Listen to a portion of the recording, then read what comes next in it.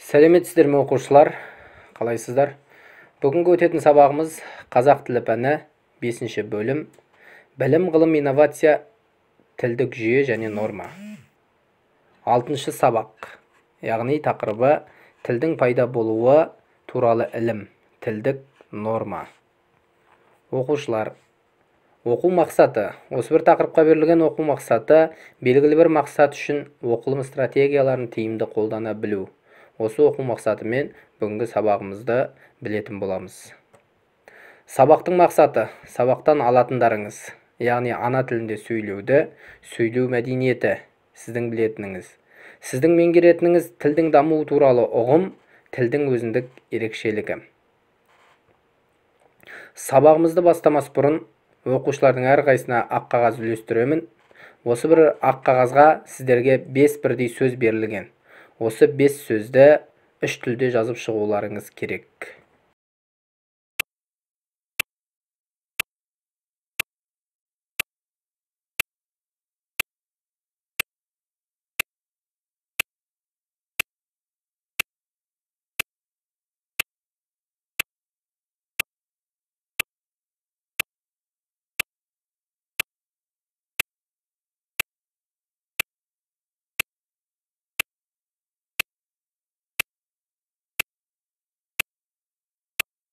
Оқушылар, міне осы 5 сөзді 3 тілде жазып шықтыңыздар.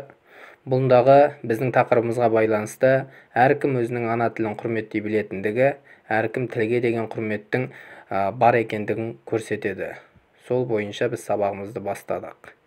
Яғни тақырып бойынша тақырыпты ашып алу үшін сіздерге түсіндіре кетейін. Тіл адамзат қоғамының белгілі бір кезеңінде туып, заңды түрде дамыған семантикалық жүйе. Оның ең басты қызметі ақпарат хабарлардың жасалу, сақталуымен және оларды таратумен байланысты екен. Тіл адамды қоршаған шындық өмір туралы білімді сақтаумен бірге жаңа білімді қабылдайтын, сөйтіп адамның ойлау процесін жетілдіріп, қамтамасыз ететін қоғамдық сипаты бар құбылыс. Тіл адамзат қоғамының негізгі қатысым, яғни коммуникативтік құралы. Тілдің дыбыстық табиғаты оның заттық көрінісі болып табылады. Яғни адам баласының сана сезімінің дамуында дыбысты тілдің пайда болуының маңызы зор болады. Сөйлеудің пайда болуы нәтижесінде адам организмі анатомиялық өзгерістерге түсіп, дыбыс артикуляциясына қабілеті бар сөйлем аппараты жасалады. Сөйлеу мен сананың пайда болып, біртіндеп қалыптасуын тек биологиялық жағдайлардан емес, ең басты қоғамдық әлеуметтік тарихи факторлардан іздестіруіміз қажет. Сана мен тіл адамзат қоғамының тарихи дамуының, олардың іс-әрекетпен айналысуының еңбек құралдарын жасап, пайдалана білудің нәтижесі. Тіл 3 түрлі қызмет атқарады. Бірінші, сөйлеудің коммуникативтік қызметі. Тілдік қатынас нәтижесінде адамдар тілдесіп, бір-бірімен түсініседі. Екінші, сөйлеудің сигнификативтік қызметі.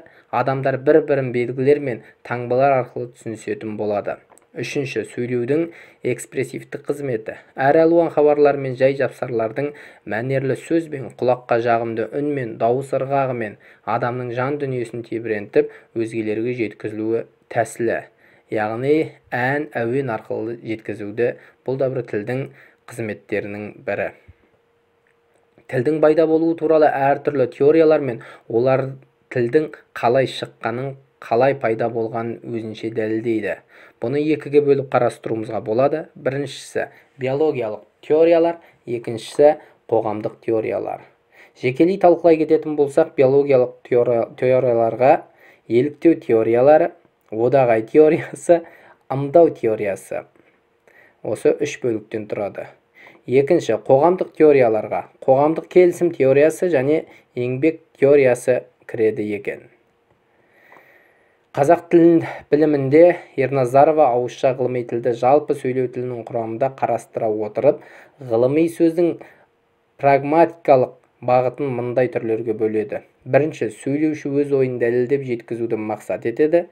Екінші, сөйлеуші белгілі бір ғылыми бағытты тақырыпты жақтап, қолдап сөйлеуді мақсат етеді. Үшінші, пікірді ғылыми тұжырымды сынау, қарсы шығу мақсаты көзделеді. Ал соңғы, яғни төртінші, ескерту, ұсыныс айту мақсаты көзделеді. Енді оқушылар, осы бір менің түсіндіріп берген ауызша үрдісіме байланысты бірінші тапсырманы орындайық. Тапсырманы орындамастан бұрын мәтінді оқып шығыңыздар. Мәтінді тиянақты оқып шығыңыздар, тапсырма орындалатын болады.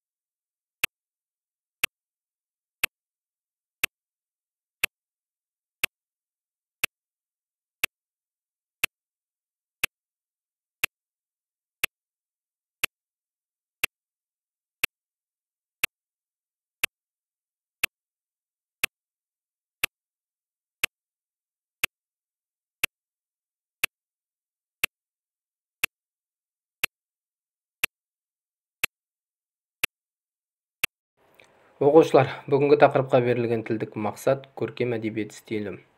Көркем әдебиет стилі проза, поэзия, драматургия салаларында жазылған көркем шығармалардың стилі, яғни тілі. Көркем әдебиет стиліне тән бірнеше ерекшеліктер бар. Солардың бірі тіл байлығы. Көркем шығармаларда қолданылмайтын сөздер мен сөз тіркестері, фразеологизмдер аз. Яғни тіл байлығының жетік болуы бұл көркем әдебиет стилінің тұрақтылығы болып саналады. Ал енді оқушылар, тақырып пен тілдік мақсатты түсініп алсақ, тапсырмаға көшейік. Бірінші тапсырма: мәтін бойынша сұрақтарға ауызша жауап беріңіздер. Яғни сіздер мәтінді толық оқыдыңыздар, сол бойынша тыңдалым айтылым дағдысы бойынша ауызша тапсырма орындайық. 3 сұрақ берілген. Шамамен алғанда әлемдегі тілдер саны. Біріккен ұлттар ұйымының ресми жұмыс тілдерінде қолданылатын тілдер. Тіл ұлттың басты белгісі ме? Осы бір сұраққа талқылап ауызша жауап берейік.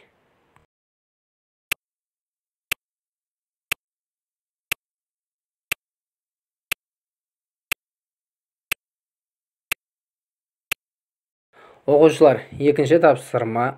Бұл тапсырманы жазылым дағдысы бойынша орындайық. Яғни оқылым дағдысымен мәтінді оқып алдыңыздар. Мәтін бойынша кестені толтырасыздар. Мәтіннің бірінші негізгі идеясы, басты идеясын табасыздар. Екінші тірек сөздер теріп жазамыз. Үшінші мәтін бойынша бір проблемалық сұрақ дайындайсыздар. Осы бір тапсырманы дәптерге орындаймыз.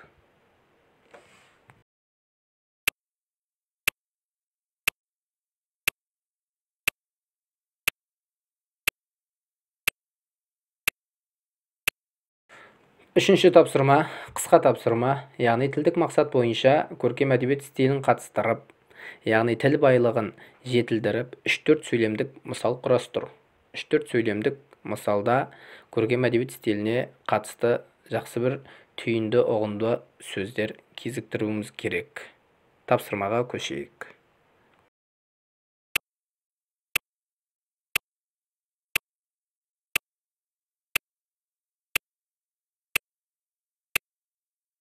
Ал оқушылар, сабақты түйіндейміз. Кері байланыс, рефлексия.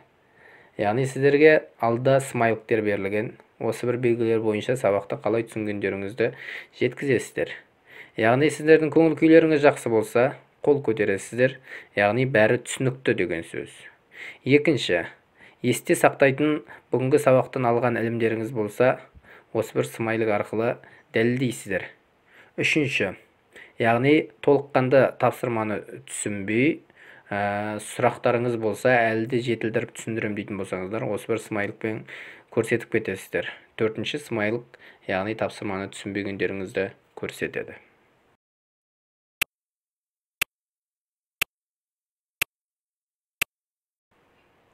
Ал енді үй тапсырмасы. Үй тапсырмасына бүгінгі тілдік мақсат бойынша көркем әдебиет стилін қатыстыра отырып, өз тіліңді құрметте тақырыбында эссе жазу, яғни тақырыпқа да сай келеді. Өзге тілдің бәрін біл, өз тіліңді құрметте деп керемет бабаларымыз айтып кеткендей, осы бір тілге деген құрметтілікті, ерекшелікті эсседе толықтырып жазатын боласыздар. Сіздерге берілетін міндет, әрине эссенің тұрақтылығы, эссенің жазылуы ережесі барлығы сақталу керек. Үй тапсырмасы осы. Сонымен оқушылар, бүгінгі сабақ аяқталды. Назар қойғандарыңызға рахмет. Сау болыңыздар. Барлықтарыңызға жақсы деген баға қоямын. Сабаққа қатысқандарыңыз үшін рахмет.